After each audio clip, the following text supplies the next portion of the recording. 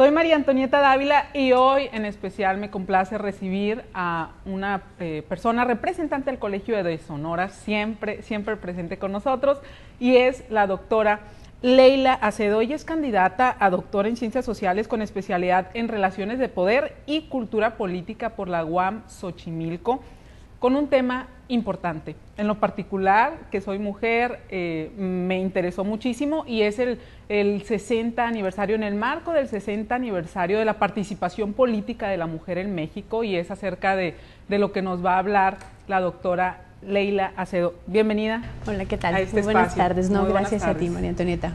Excelente. Gracias. Como lo comento, en el marco del 60 aniversario de la participación política de la mujer en México, un tema importante, un tema de investigación. Un tema importante y un tema muy necesario, no solamente en esta semana del voto, sino a lo largo, ¿no?, del año. Así es, excelente. Me interesa saber, nos vamos a regresar por supuesto a los antaños. Perfecto. ¿Por qué se negaba el voto a la mujer?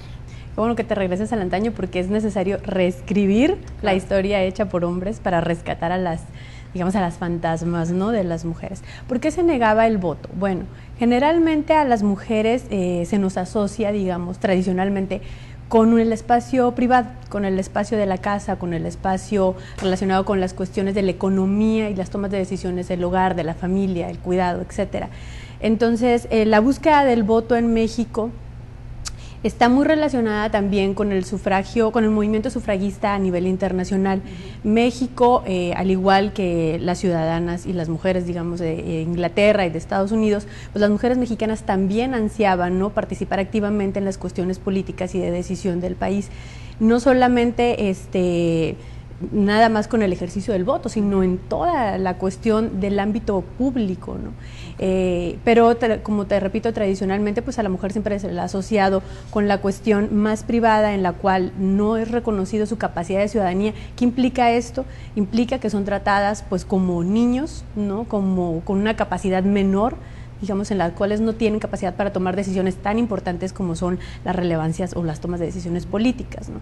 Aunado a esto, pues la conformación del Estado mexicano ha estado muy ligada más bien a la cuestión del clero. Entonces, pues a la mujer se le señalaba o se creía, se tenía la creencia de que podía ser influenciada de una u otra forma, pues precisamente por las tendencias del clero, ¿no?, que posteriormente a la reforma pues hubo una división, ¿no?, en cuanto a la apropiación de los recursos que tenía la iglesia, y pues se creía que la mujer podía estar influenciada por esto. Y posteriormente, con la guerra cristera, ¿no?, en los años 20, pues también se vuelve un tema como álgido, ¿no?, que precisamente después del periodo revolucionario es cuando el tema del sufragio femenino en México tiene su más ardua batalla, y las mujeres pues tienen que verse, digamos, enfrentadas ante este argumento, ¿no? Excelente. ¿Quiénes fueron los precursores o las precursoras del voto femenino en México? Es que hablar de las precursoras pues es hablar de toda la historia de México, ¿no? Desde la época de la independencia existían organizaciones de mujeres que estaban demandando, ¿no?, la presencia del reconocimiento del voto de las mujeres educadas, se les denominaba, ¿no? Posteriormente, con la llegada de la revolución también existió, se conformó más ampliamente, ¿no?, distintas organizaciones de mujeres. Siempre ha existido, ¿no?, siempre ha existido la demanda. Entonces, hablar propiamente de mujeres en específico, o sea, sí las hay, pero sería como un poco egoísta. Sin embargo, hay ciertas personalidades, digamos, en el ámbito internacional, en el ámbito nacional, que se han rescatado. Por ejemplo, se encuentra el caso de Emélida Carrillo, que ha estado, que fue una de las principales precursoras del movimiento feminista en México. Excelente. ¿No?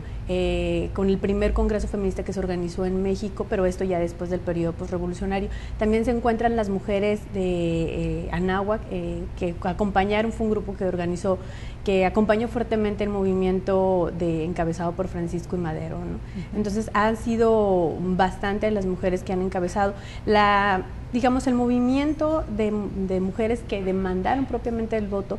Puede verse que estuvo como antecedente dos grupos de mujeres, o dos tipos de profesiones de mujeres, ¿no? Por un lado, principalmente las educadoras, Las profesoras que en esa época eran las mujeres que tenían, de clase media, que tenían acceso, ¿no?, a un nivel, pues a la educación, que provenían de un nivel de clase media. Entre ellas se encuentra Emélida Carrillo, como lo acabas de comentar, ¿verdad? Sí. Como referencia. Ajá, sí. También, segura estoy Emila que está... Galindo, pero a nivel nacional, ¿no? Esto a nivel nacional. A nivel nacional. En cuanto a Sonora, la situación también se da de forma similar. Recuerda que en esa época, posterior a la revolución, ¿qué nos deja a las mujeres? Nos deja mujeres viudas, nos deja solas, ¿no?, a hijas sin padre, etcétera, mujeres que tienen que salir de su ámbito protegido del espacio privado para irse al espacio público, que son trabajadoras, que son secretarias, que que son obreras, de costureras, etcétera, ¿no?, y que por lo tanto sus necesidades también giran y van variando, o mujeres viudas que se dirigen ante el Ejecutivo y le solicitan, oye, pues la revolución me dejó viuda, ¿quién mantiene a mis hijos, ¿no?, por ejemplo? Entonces, este tipo de prácticas y de necesidades que dejó el periodo revolucionario produjo que la mujer también tuviera otro tipo de acciones y se condujera y se empezara a introducir en el ambiente público de distinta manera, ¿no? Como a través de las diferentes organizaciones. Una de ellas era a través pues de la educación, ¿no?, como generalmente se asocia a la mujer con el ámbito educativo y eran los principales espacios que ocupaban las mujeres en esa época, pues las mujeres empiezan a organizarse tanto en sindicatos como en organizaciones. En el caso de Sonora había una fuerte organización y demanda también en el campo de la educación, pero también en cuestiones de organización para procuración del comercio, específicamente con el movimiento antichino. Y aquí ya vamos a hablar de nuestra heroína, Emélida Carrillo, que sí es del sí, es importante referenciarla. Sí, porque en la historia sonorense el voto femenino, al igual como la revolución, podría pensarse que pasó, ¿no?, que fue como un ala que pasó y que no hubo una organización específica. Y el trabajo de nosotras ha sido rescatar cómo se conglomeraban, cómo se componía esa organización de mujeres, si es que existía una organización, si es que eran entes separados, ¿no? O por ejemplo, no sé si respondo a tu pregunta. Excelente. Bueno, y en el caso de Mélida, pues era una mujer de clase media, de Nogales, que estudió en Los Ángeles, entonces era una persona que venía con una visión, con todo el boom, digamos, que acaba de pasar del sufragismo en Estados Unidos, y que llega a México justo posterior en el auge del movimiento revolucionario, y se entra, ¿no?, digamos, en toda esta dinámica de transformación política que se está suscitando y que no puede mantenerse alejada, ¿no?, de él y cuestionar, ¿no?, qué es lo que está pasando con las mujeres. Emélida es el único indicio o hallazgo que hemos encontrado de solicitud propiamente hecha al legislativo de esa época, en 1925, en donde solicita la entrada o el otorgamiento del voto a la mujer sonorense, en una carta sumamente apasionada, muy bonita, en donde redacta y dice: pues a ver, señores legisladores, ¿qué es lo que tenemos de diferente las mujeres sonorenses a las yucatecas, a las de Tabasco, a las de San Luis Potosí, que en ese momento se les acababa de otorgar el voto a nivel municipal? ¿Y qué es lo que nos hace menos que los hombres que no podemos ejercer nuestra capacidad para votar, ¿no? Y se le contesta de una forma así, sin mayor argumento, diciendo que que algunos miembros de esa asamblea consideraban que no era pertinente otorgar el ejercicio del voto a la mujer en esa época, ¿no? Precisamente porque estaba el movimiento cristero desarrollándose en México, y entonces el tratamiento que le daba el clero a la mujer era como una forma de cooptarla, ¿no? Es decir, se me están descarrilando, y también en esa época se empieza a implementar toda una política por parte de la Iglesia para retomar, digamos, al rebaño a las mujeres, ¿no? Y obviamente sale este argumento de decir que pues es que las mujeres pueden ser persuadidas en su ejercicio o en su elección, ¿no?, para ejercer su voto, entonces por lo tanto no consideraban pertinente. Entonces la pregunta es: ¿hasta cuándo es pertinente la entrada de la mujer en la vía política en cuanto a sus derechos políticos, porque en cuanto a otros derechos a la mujer sí se le reconoció, ¿no? La Constitución de 1917 otorgó el derecho y capacidades a las mujeres en cuanto a las relaciones laborales, con el artículo 123, donde se le otorgaban derechos a maternidad, a cuidados maternos, etcétera, ¿no?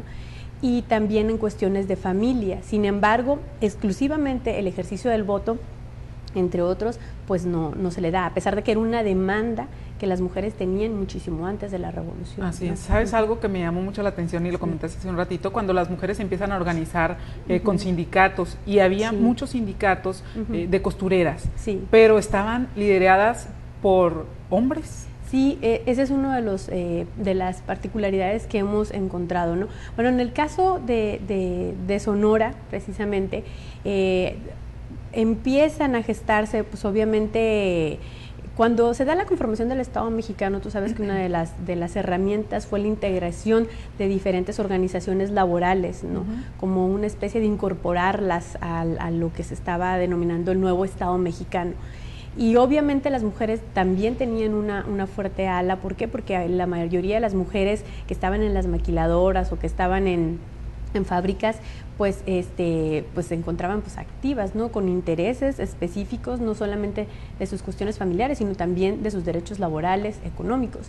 Y sí, una de las peculiaridades es que generalmente pues el sindicato es integrado incluso en sindicatos que representan empresas netamente femeninas, con trabajadores mujeres, están liderados por hombres.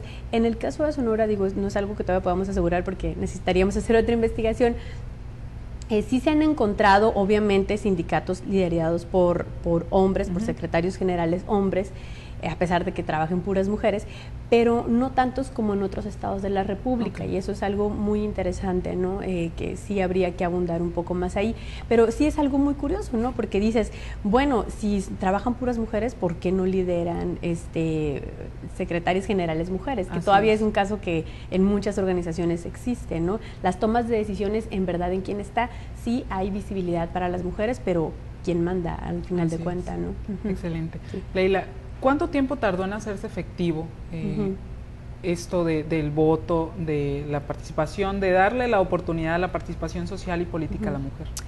Mira, en el caso de Sonora sí hay como un pequeño desfase en cuanto al nivel nacional.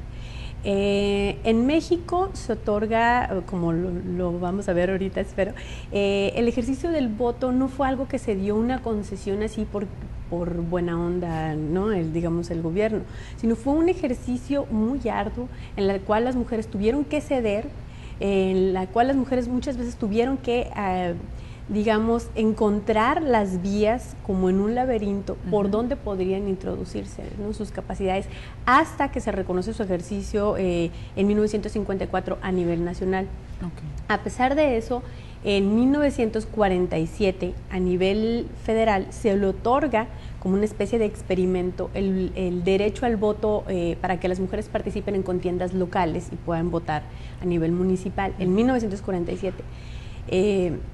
Y en Sonora esa reforma se estableció hasta 1952. O sea, la Constitución Política de Sonora estableció que las mujeres podían votar en los municipios hasta el 52.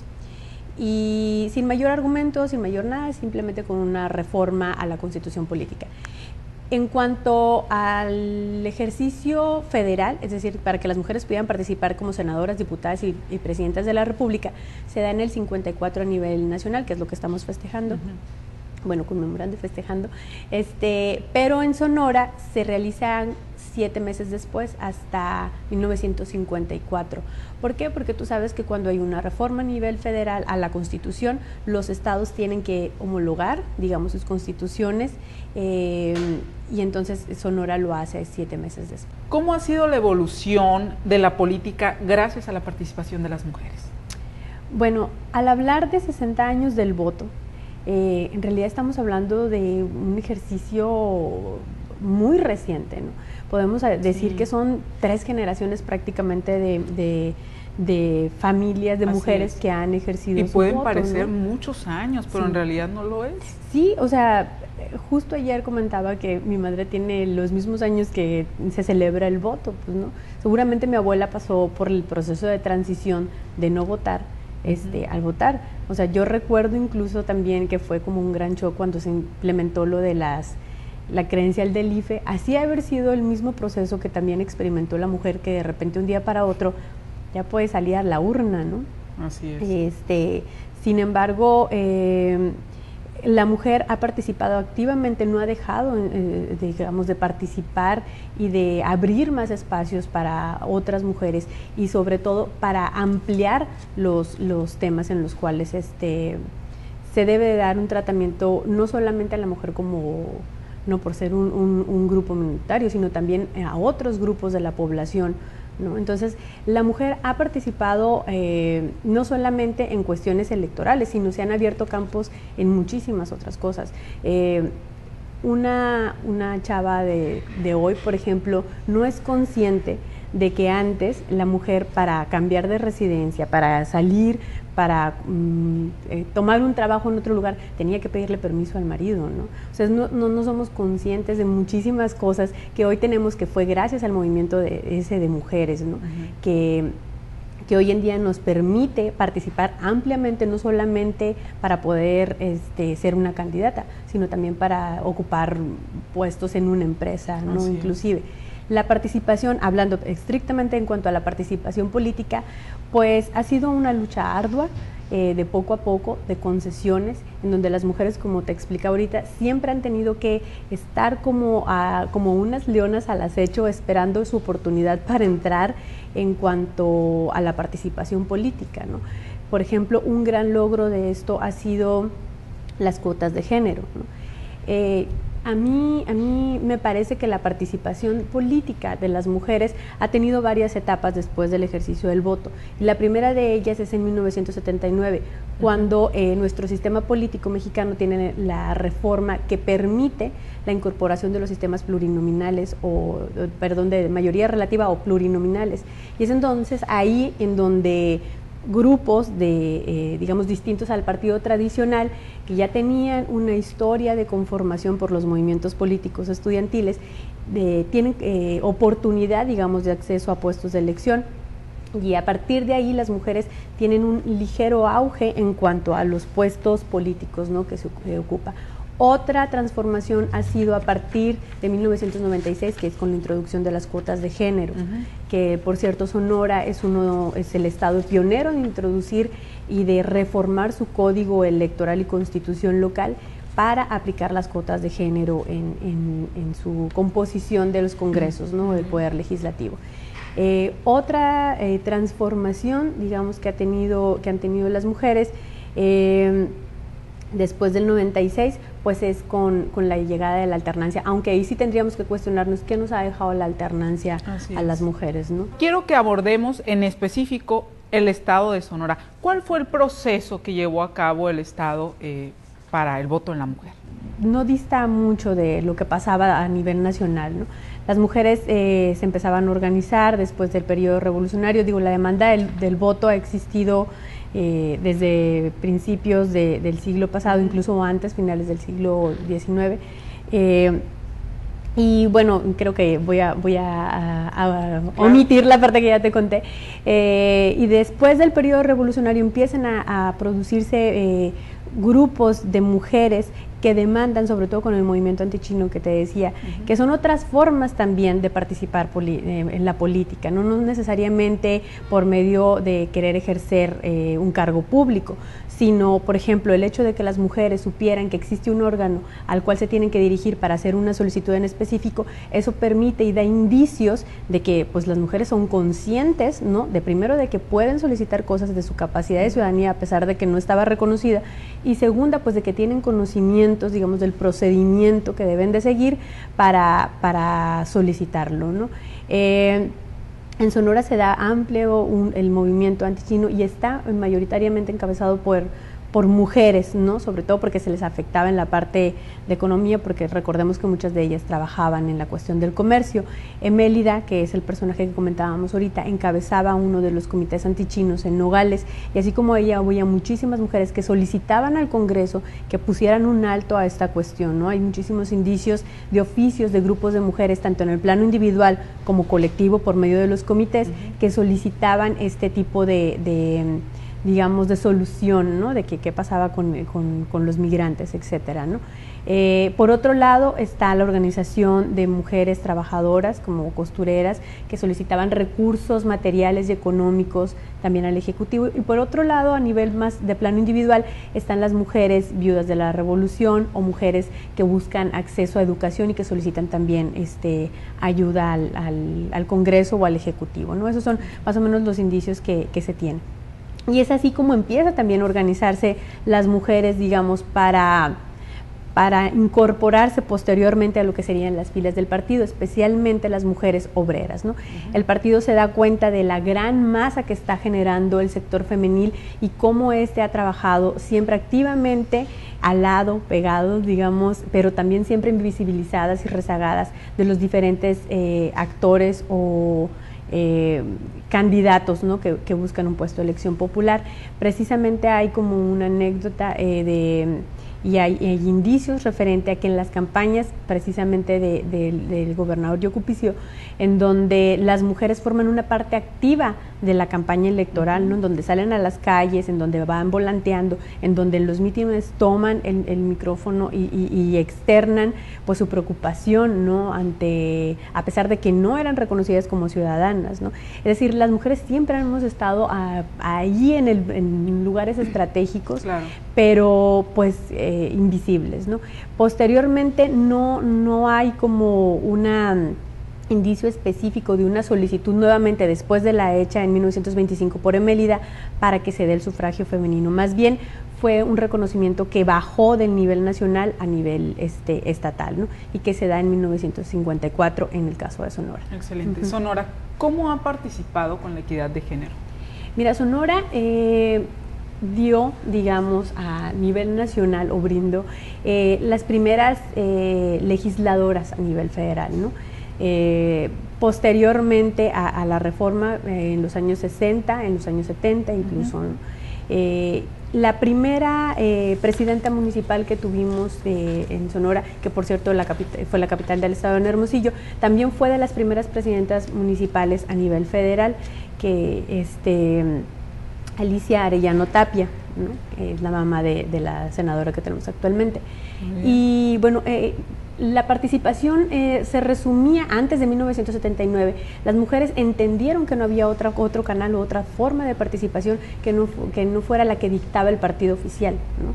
Y digamos, entendieron, y lo decimos así porque pues era la única forma de acceso, ¿no? Tú sabes que por medio del partido político. Entonces lo que hacen es incorporarse al sector femenil del partido para poder accesar, ¿no? Pero los candados todavía son complicados, son difíciles, ¿no?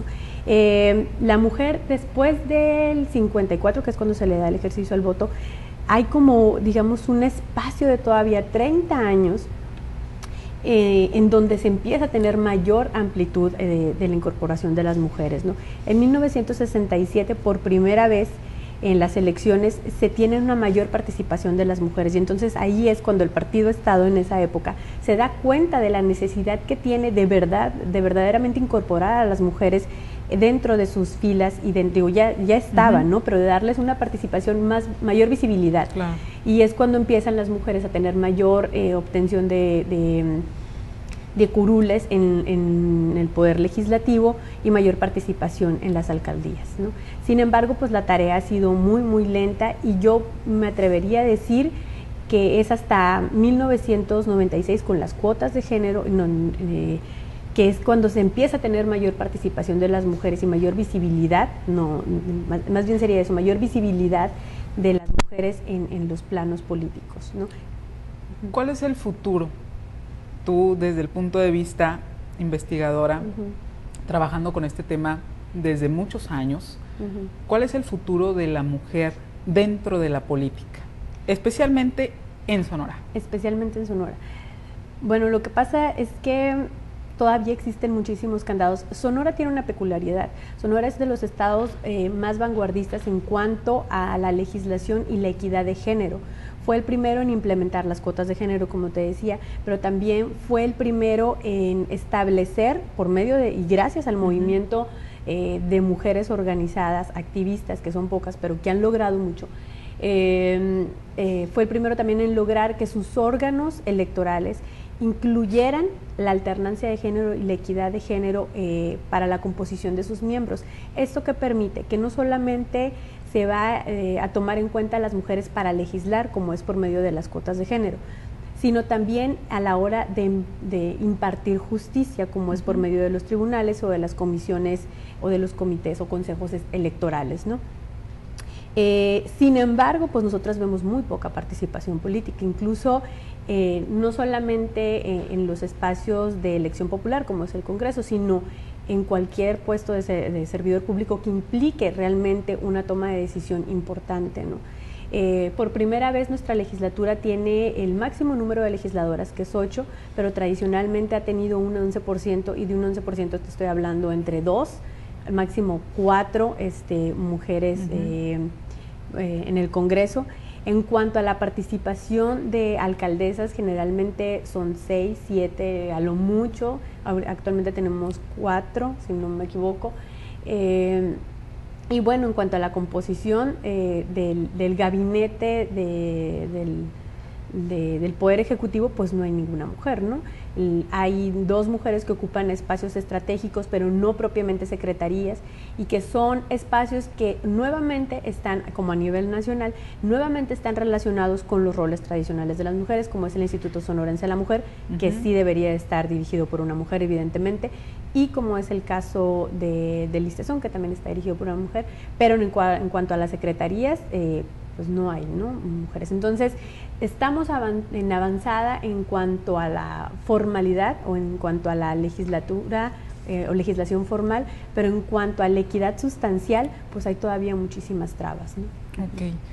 ¿Cuáles son los problemas, las carencias, los costos que uno como mujer tiene que llegar a cubrir para poder estar dentro de la política social?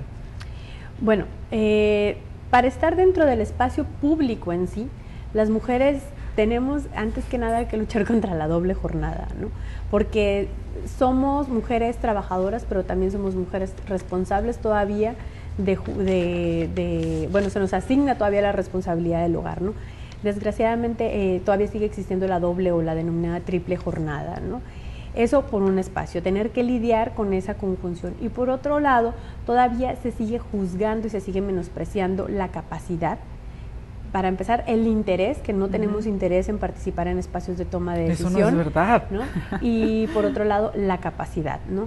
Ha habido, evidentemente ha habido muchísima más apertura o mayor avance en cuanto a los espacios en la iniciativa privada que en los espacios públicos, ¿no? ¿Por qué? Porque ahí están verdaderamente las tomas de decisiones importantes, ¿no? Ahorita te decía, ¿por qué en el 25 les dicen no es conveniente que las mujeres entren, ¿no?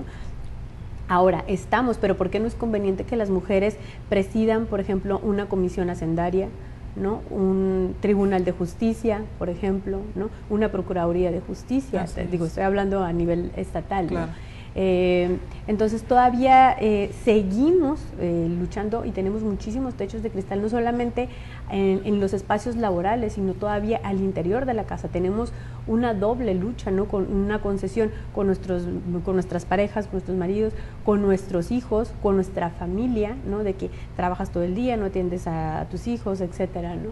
Por otro lado, todavía los partidos políticos, a pesar de que por ley ya están obligados, claro, a incluir a las mujeres al 60% de sus candidaturas, a las mujeres, y a capacitarlas, porque también se les provee un recurso para la capacitación de sus mujeres, pues no existe todavía un interés real por parte de los partidos políticos por integrar a sus mujeres, ¿no?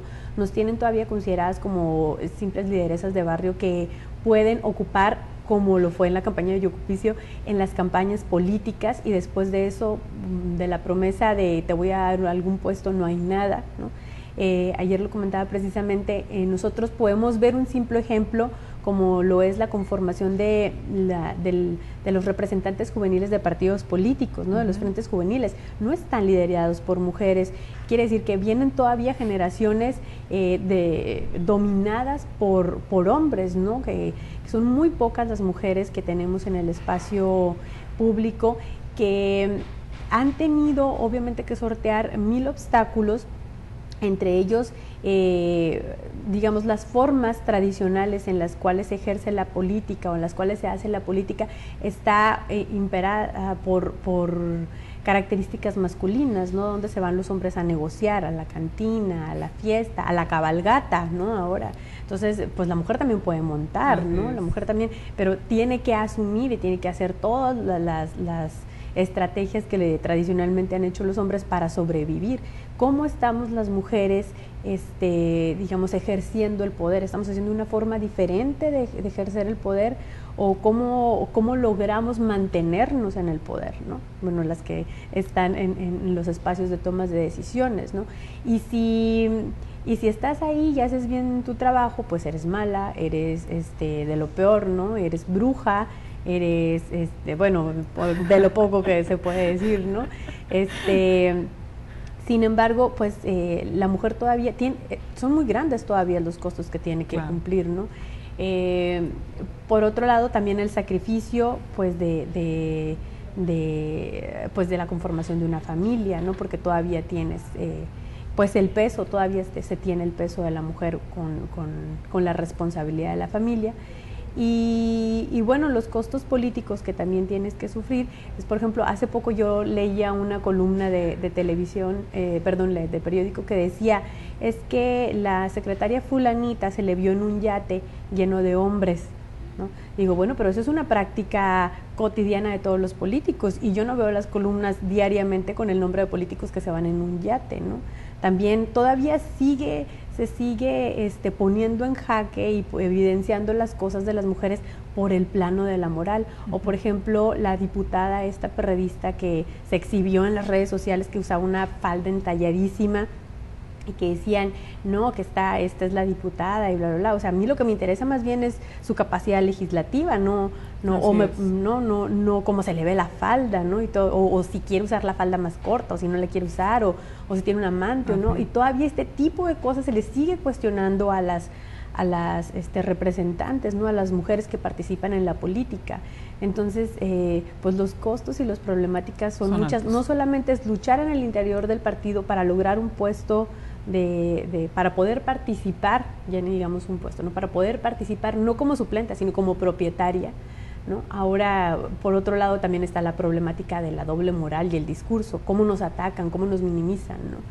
Y bueno, eso por un lado, ¿no? Y por el otro lado, considero que todavía, a pesar de que México tiene muchísimas digamos, herramientas que han permitido el acceso a la mujer a los espacios públicos con las cuotas de género, todavía quedan muchos temas pendientes. La cuota de género ha sido exitosa en México en el plano legislativo porque es ahí, por la propia composición, donde se permite que las mujeres puedan, por medio de un 70, 30, 60, 40, y ahora con la iniciativa del presidente Peña Nieto con un 50 y 50, ¿no? De participación política, pero hay otros espacios de representación popular que no, en donde es difícil aplicar la cuota de género, como sería, por ejemplo, en el caso de las gobernaturas, ¿no? Como sería en el caso de los presidentes municipales. Otro tema que también queda en el aire es la composición del cabildo, cuántos regidores y cuántas regidoras, ¿no? Porque al final de cuentas el espacio del municipio y la composición del ayuntamiento es una de las primeras prácticas o de los primeros ejercicios en los cuales las mujeres pueden acceder. ¿Por qué? Pues porque, por ejemplo, en el espacio rural, ¿cuál es el espacio de predominio político? Pues el ayuntamiento, ¿no? Entonces, pues las mujeres al ingresar como regidoras, pues van fogueándose y van adquiriendo práctica, que así lo hacen también los hombres, ¿no? Entonces, hay candados incluso ahí, faltan todavía muchos espacios por conquistar, ¿no? Un tema. Sí, quiero abarcar todas las cosas. Un tema definitivamente que es muy interesante. En lo particular, como mujer me interesa muchísimo escuchar y regresarnos, por supuesto, al antaño, allá en 1920, 1930. Sí, para poder conocer un poco de lo que fue el inicio de la oportunidad que nos dan como mujer. Sí, sobre todo porque se habla del 60 aniversario del voto y dices, 60 años de la participación política de las mujeres. No, la participación política de las mujeres ha sido activa desde siempre, ¿no? El hecho de que seamos visibles hace 60 años, y eso está incuestionable, o que tengamos derecho a contender, digamos, por un puesto público desde hace 60 años, no significa que la mujer no haya luchado por sus derechos a lo largo de la vida, ¿no? de la historia de México, y que sobre todo haya participado en los momentos cruciales que sí lo ha hecho de la conformación de lo que es México, ¿no? Sobre todo en el siglo pasado, donde las mujeres pues ya tenían una capacidad, digamos, intelectual que desde siempre, ¿no? Ha existido. Incluso con la Revolución Francesa, que llega a México y que son las primeras manifestaciones de solicitud del derecho al voto, ¿no?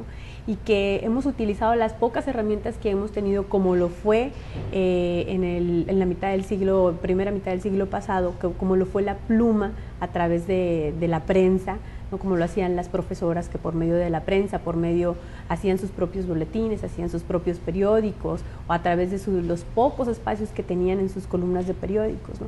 Hemos tenido que aprender a ubicar, digamos, los nichos de oportunidad para poder alcanzar nuestros derechos, ¿no? Para poder acceder a nuestros derechos. Así es, pues un tema del cual podríamos hablar muchísimo tiempo más, pero es momento de agradecerte tu presencia y que nos hayas hablado de este interesante tema, que es la participación de nosotros las mujeres dentro de la política. Te lo agradezco social. A ti, muchísimas gracias, y pues yo encantada de tu espacio, bienvenida. Gracias. Muchísimas gracias, Leila. Gracias a ti, nos vemos. Gracias.